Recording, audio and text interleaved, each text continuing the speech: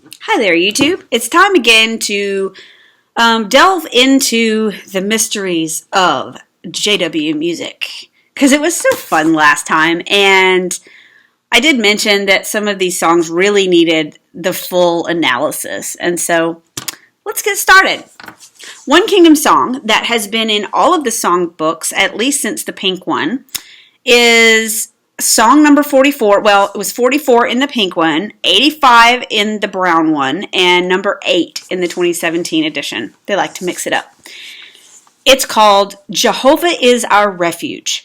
Now, if you don't remember it, don't worry. It'll come back to you when you hear it. You're humming it right now, aren't you? I bet you are. Now, there were no changes to this song between the 1966 and 1984 songbooks, but in the 2017 edition, this song has undergone significant revision. Let's take it verse by verse, shall we? 1966 and 1984, verse 1. Jehovah is a refuge, our God in whom we trust. His shadow is our shelter, abide in it we must. Okay, so far so good, right? Typical religious hymn material. For he himself will rescue you from pestilence and trappers too. Wait a second. Trappers? What are we, a bunch of raccoons? Are people trading witness pelts these days? Because I'm pretty sure something like that would be on the news. I'm just saying. Jehovah is a stronghold, a haven for all the just. Now, do you notice the subtle assumption of persecution here? It gets not so subtle in just a minute. To contrast, verse 1 in the 2017 version replaces the word abide with the word remain. Now, abide is a perfectly fine word. The dude does it all the time. So, why the change? Well, I'm not sure about this, but this is what I think. People who remain don't have to return, right? A decision to remain somewhere implies, however, that there was some doubt or questioning going on. The new version also drops the line about being rescued from trappers, which I heartily applaud. But it's replaced with this gem. His faithful ones he will defend. On this we know we can depend. How very interesting. Defend from what exactly? And how exactly do we know that we can depend on it? In my experience, defense is often needed from the actual elders. And actual faith or sincerity has very, very little to do with it. In my experience, actually, the defense is a little less than dependable. But anyway, let's go on to verse 2 for some good old Armageddon imagery. Though thousands you will see fall, yes, at your very side, 10,000 at your right hand, no harm will you be tied. You will not need to quake with fear, as though great harm to you were near. Your eyes will merely see it, as 'neath God's wings you'll abide. Well, isn't that great? So here the Jehovah's Witnesses are singing about watching 10,000 people be murdered at their very side. But don't worry, guys, you'll be fine. Maybe a little splattered, but fine. Did anyone ever consider how absolutely horrible this is?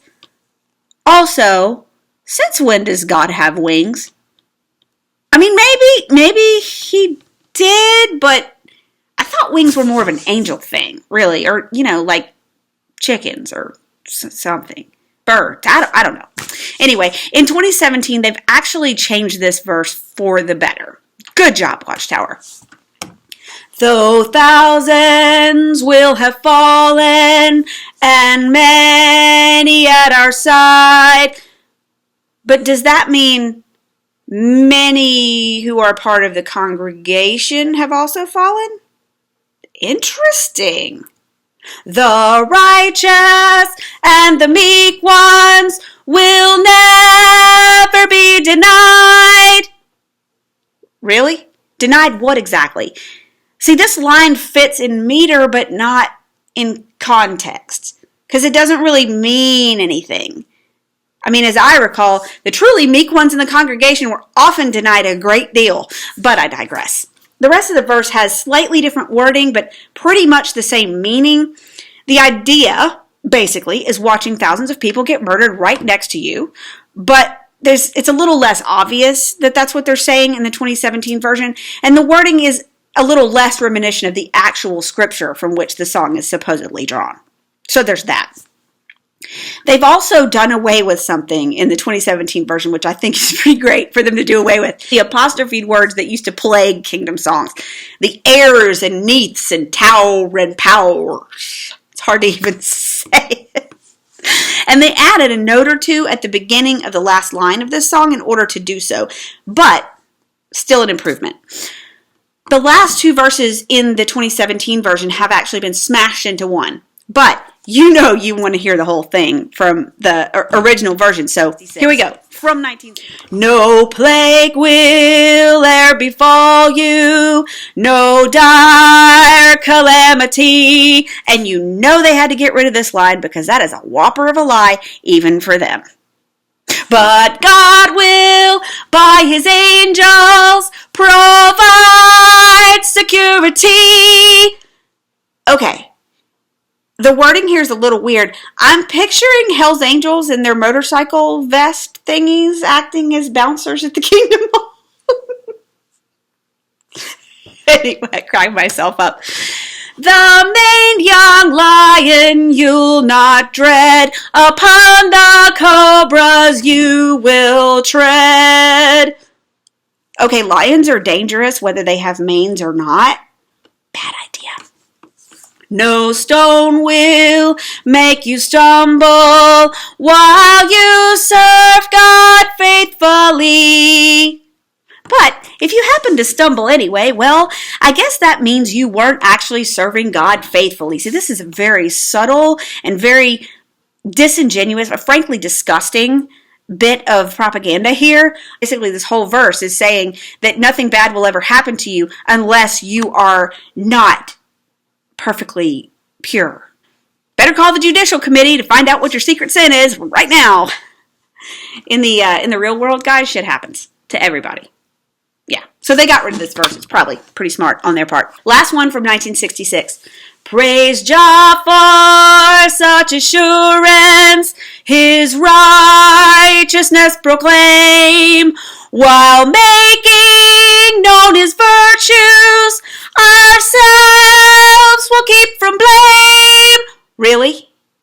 This is also very interesting. So as long as we are proclaiming his righteousness as a smokescreen, no one can blame us for our own sins. So a lot of brothers actually took this one to heart, and I can see very clearly in today's climate why they took this verse out. Whole soul devotion let us show, then will salvation by God know. They seem to have done away with the word salvation altogether, haven't they? I mean, I could be wrong about that, because I haven't looked at all the songs yet, but still. Jehovah is a refuge, a fortress is his great name. How can a name be a fortress? Okay, I get that it's a metaphor, but it's not a good one. It's a lame one. The new version of the last verse goes like this. He'll keep us and protect us from snares along our way. Oh, we're going somewhere now. Okay, and the trappers are back. Look out! At least they've upgraded to snares now. from terrors in the nighttime and arrows by the day. I would like to state for the record that I did not stop having nightmares until I left the Jehovah's Witnesses and got some freaking therapy. Being a Jehovah's Witness is actually the stuff of nightmares, to be honest. And who the heck is going around shooting arrows in this day and age? Persecution complex. It's a persecution complex, people. Anyway. Yes, there will be no cause for dread, no place where we will fear to tread. So we've gone into like singy-songiness again, because there's one syllable for each note. I think they got too much flack about the airs and powers before, and so now they're like going too far the other way. Aww. But no more maned young lion, no cobras, no scriptural language whatsoever. Just sanitized. It's all been sanitized. Jehovah is our refuge, ever guarding us on our way. Again, where are we going? I'm confused.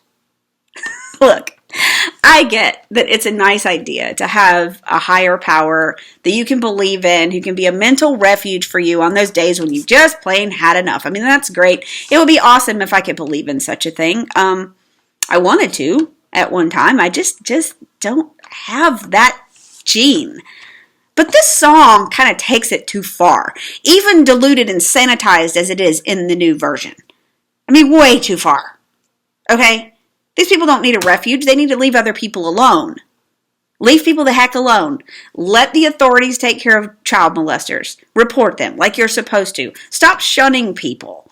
You know, maybe you're being persecuted because you're acting like a jerk. What's really happening here is that the witnesses are being called out for their bad behavior and they can't handle it. So they say we're being persecuted. And it just proves that we're God's chosen people or whatever. And witnesses, y'all, Jehovah's Witnesses that are watching this, don't be offended. Just engage your brains. I don't hate you. I really don't. And I'm not even mad at you. I'm mad at the Watchtower Society, sure, for what it's done to my family. And they make it so easy to poke fun at things like this song, for instance. It's just goofy. I mean, it's all in good fun. And laughing is good for you. Taking yourself so very seriously is not good for anyone. So, to the rest of you, sorry for the earworms.